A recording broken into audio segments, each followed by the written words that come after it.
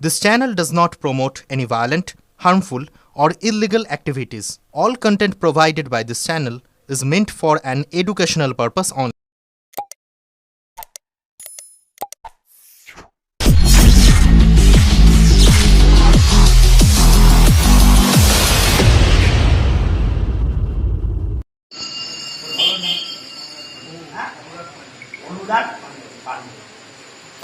वंदे मातरम वंदे मातरम ममता बनर्जी जिंदाबाद तृणमूल कांग्रेस जिंदाबाद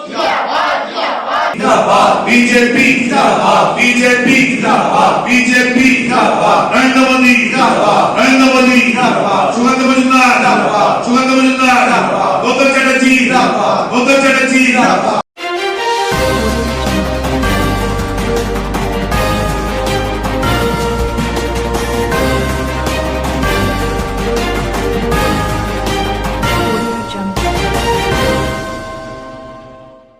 কয়েক মাস পর ঘন্টা বাজবে 2026 সালের বিধানসভা নির্বাচনে। আর তারা কি তৃণমূল এবং বিজেপি উভয় শিবির চাইছে তাদের দল গুছিয়ে ময়দানে লড়াই করতে? আর এরই মাঝে চলছে দল বদলের হিড়িকো। কয়েক মাস পর আরও বেড়ে যাবে শিবির বদলের চেষ্টা। বিগত লোকসভা কিংবা 2021 সালের বিধানসভা নির্বাচনেও এই প্রথা অব্যাহত ছিল।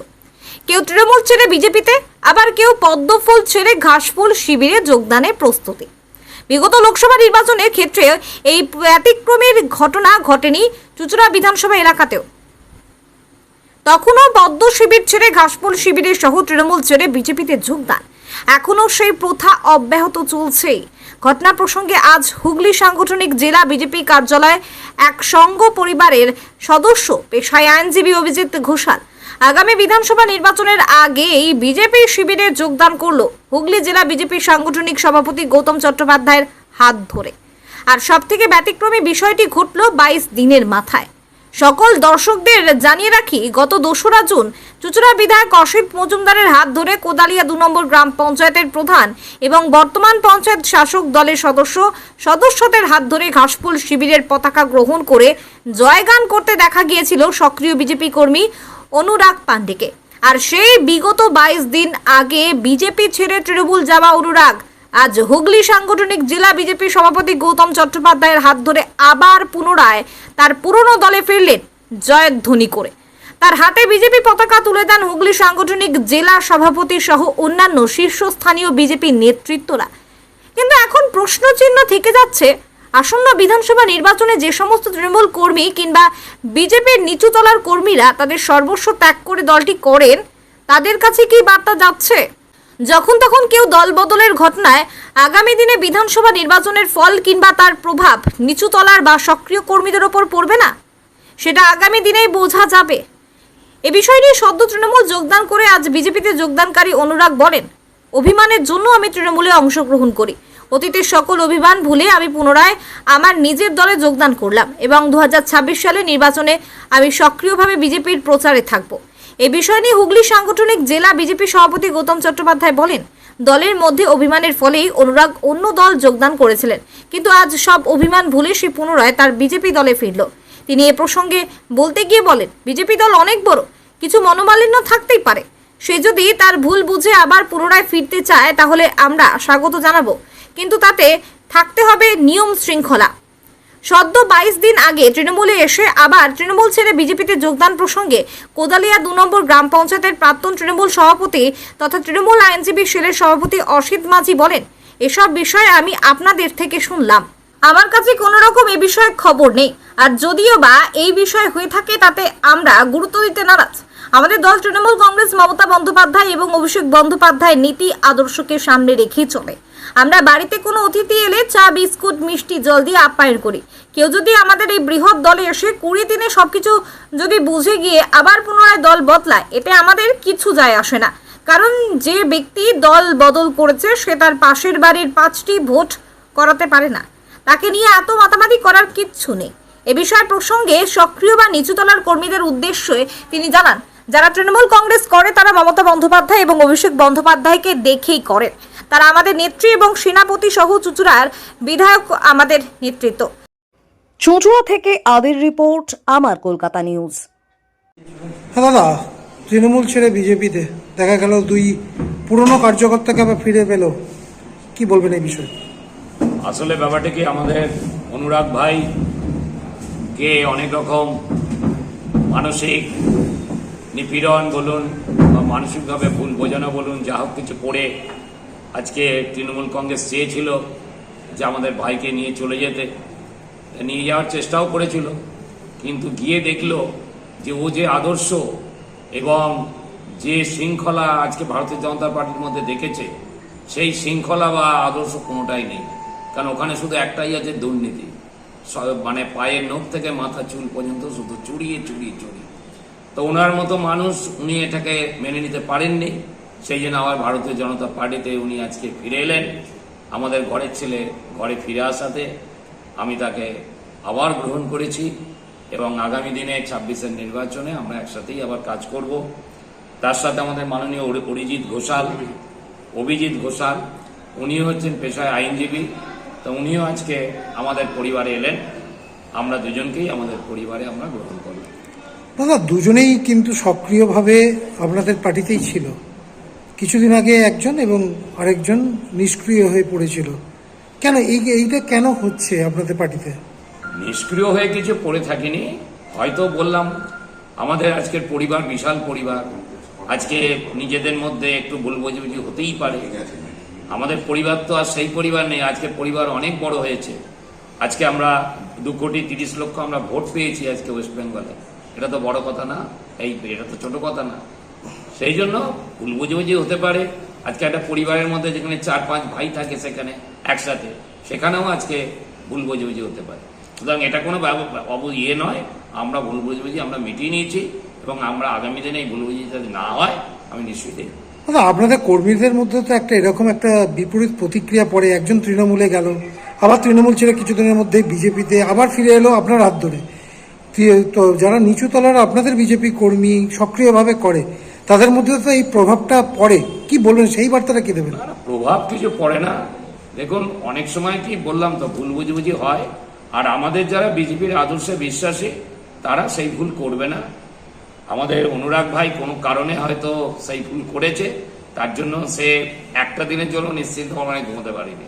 সেই জন্য এত কম সময়ের মধ্যে 1 মাস মনে এখনো হয়নি, সেই জন্যই তুই এসেছিস। আপনাদের জেলায় বিভিন্ন রকম কার্যকর্তা যারা সক্রিয়ভাবে ছিল, বিভিন্নভাবে আপনাদের থেকে সাসপেন্ডও হয়েছিল, আগামী দিনে তাদের জন্য ভাবনা চিন্তা করবেন? সামনেই তো বিধানসভা নির্বাচন। দেখুন, আমাদের যদি কর্মী কেউ ফিরে আসে, আমরা অলওয়েজ তাদের গ্রহণ করব, কিন্তু আমরা বিপরীত দলে যারা আছে তাদের কর্মীরা যদি ওখানে দুর্নীতির সাথে আপোষ করতে না পারে, তারা অলওয়েজ ওয়েলকাম, কিন্তু আমরা নেতৃত্বকে আমরা গ্রহণ করব না। আমাদের এখানে নেতৃত্ব যা আছে, আমাদের পার্টির যারা কর্মীরা, তারাই আগামী দিনের নির্বাচনে নেতৃত্ব দেবে। আপনাদের দলের অনেক কর্মী তো এখনো পর্যন্ত সক্রিয় আছে, তারা দলীয়ভাবে না করলেও কিন্তু মন থেকে এখনো আপনাদের দলকে ভালোবাসে, তাদের জন্য কি কোনো চিন্তা ভাবনা রাখবেন আগামী দিনে? নিশ্চয়ই, আমি বললাম তো, পার্টির আদর্শকে মেনে, পার্টির সিস্টেম মেনে যদি কাজ করতে পারে আমাদের কোনো আপত্তি নেই। আমরা প্রত্যেকেই নেওয়ার জন্য তৈরি আছি, কিন্তু পার্টির সিস্টেমকে মানতে হবে, পার্টির ডিসিপ্লিনকে মানতে হবে। আমাদের এখানে প্রথমে দেশ, তারপর দল, তারপর ব্যক্তি। দাদা, একদম কিছুদিন আগে আপনাকে দেখা গিয়েছিল একদম চুঁচুড়া বিধায়কের হাত ধরে তৃণমূলের পতাকা তুলে নিতে, ওইখানেও কিন্তু তৃণমূলের জয়গান করতে শোনা গেছে। এখন আবার পুরনো দলের পতাকা নিয়ে আবার সেই পুরনো দলের জয়গান, কেন এরকম কেন? না, দেখুন, এটা পুরনো দল নেই, এটা আমার পরিবার আছে। আমি ছোটবেলা থেকেই ভারতীয় জনতা পার্টি একটা ছেড়ে আছি, আর আমাদের পরিবারের মধ্যে একটু ভুল বোঝাবুঝি হয়েছিল, যেমন আমাদের মাননীয় সভাপতি বললেন, সেই জন্য আমাদের ভুল বোঝা যেটা হয়েছিল এটাকে আমরা ঠিক করে আমি আবার আমার পরিবারে ফিরে এসেছি। কেন হঠাৎ করে নির্বাচনের আগেই বিধায়কের হাত ধরে তৃণমূলে যাওয়াটা কেন হয়েছিল? নির্বাচনের আগে তো এটা কোনো ইয়ে নেই, আমার পরিবারের বললাম তো ভুল বোঝাবুঝি হয়েছিল, সেই কারণেই আমি ইয়ে হয়ে গেছিল। আবার আমি ভুলটাকে ঠিক করে আমি আমার পরিবারে ফিরে এসেছি। এটাতে তো দলের যারা যারা যারা কর্মী আছে সক্রিয়, তাদের মধ্যে তো অনেকটা প্রভাব পড়ে। না, প্রভাব কিছু পড়বে না। যারা বিজেপিকে ভালোবাসে, যারা আদর্শকে, আমাদের বিজেপি আদর্শটাকে নিয়ে চলে, তারা কোনোদিন ভুল বোঝাবুঝি করবে না। এটা কোনো আমাদের কর্মীদের উপরে প্রভাব পড়বে। আপনার মধ্যে কি কেন চলে গেছিলেন তৃণমূলে, এটা যদি বলেন? যেটা বললাম তো আপনাকে যে আমাদের মধ্যে একটু ভুল বোঝাবুঝি হয়েছিল পরিবারের মধ্যে আমাদের, সেটাকে আমরা ঠিক করে নিয়েছি। আবার আমি আমার পরিবারের সঙ্গে আগামী দিনে কি এটা সক্রিয়ভাবেই করবেন? অবশ্যই আমাদের আগামী 2026-এ যে বিধানসভা ইলেকশন আছে আমরা সক্রিয়ভাবে আমাদের কাজ করব। একদম সক্রিয়ভাবে বিজেপিতে যোগদান আজকে জেলা সভাপতির হাত ধরে। আপনি কি বিজেপি করতেন? আমি দীর্ঘদিন ধরে আরএসএস এবং ন্যাশনাল লিগাল ফোরামের সাথে যুক্ত আছি, কিন্তু ডাইরেক্ট বিজেপি পার্টির সঙ্গে সক্রিয়ভাবে কাজ করার কোনো সুযোগ পাইনি। আজকে আমাদের সভাপতি মহাশয়ের হাত ধরে সুযোগ পাওয়ার চেষ্টা করলাম এবং সুযোগ পেয়ে আমার খুব ভালো লাগছে। আমি এটাকে বজায় রেখে কাজ করে যাব। বিভিন্ন দলের তো এই সামনে নির্বাচন, বিভিন্ন কর্মী এবং নেতারা তো পালাবদল ঘটায় নির্বাচনের আগে। আপনারা তো দেখা গেল যে আবার সক্রিয়ভাবে বিজেপিতে অংশগ্রহণ করতে, কি বার্তা দেবেন আগামী দিনে নির্বাচন? কি বলবেন, কিভাবে করবেন? সবাই ভালোভাবে কাজ করুক এবং দলের মধ্যে সকলের একতা বজায় রাখুক। যদি একতা বজায় থাকে তাহলে খুব ভালোভাবে সকলেই কাজ করতে পারবে। দাদা, কিছুদিন আগে বিধায়ক, স্থানীয় কোদালিয়া 2 নম্বর গ্রাম পঞ্চায়েতের প্রধান এবং বিভিন্ন আপনাদের জয়ী পঞ্চায়েত সদস্যদের হাত ধরে যোগদান করেছিল পুরনো বিজেপি একজন কর্মী অনুরাগ পাণ্ডে। তারপর 22 দিনের মাথায় আবার তাকে দেখা গেল যে বিজেপিতে যোগদান করতে। কি বলবেন?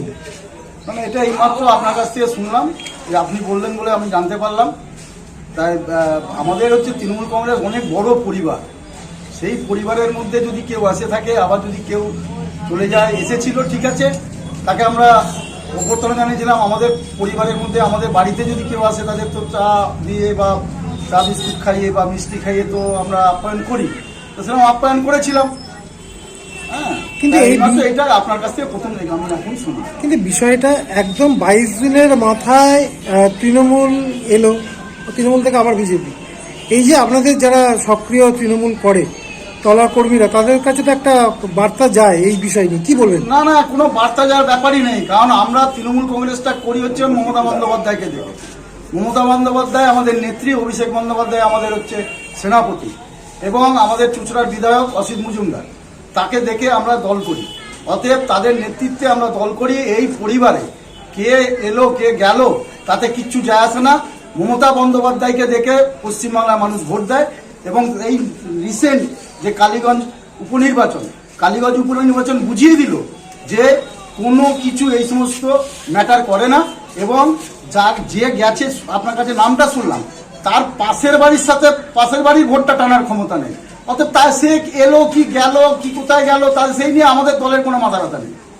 কিন্তু এরকম তো একটা বার্তা তো খারাপ যায়, যারা নিচু কর্মী আপনাদেরই কাজ করে বা বিভিন্ন দলে, রাজনৈতিক দলে যারা সক্রিয়ভাবে অংশগ্রহণ করে আপনাদের চাতারতলায় আছে, তাদের কাছে তো এরকম একটা বার্তা যায়, কি বলবেন? না না, এই খারাপ বার্তা যাওয়ার কোনো বিষয়ই নয়। বঞ্চ এটাতে এদের তো কোনো বিশ্বাসযোগ্যতাই নেই।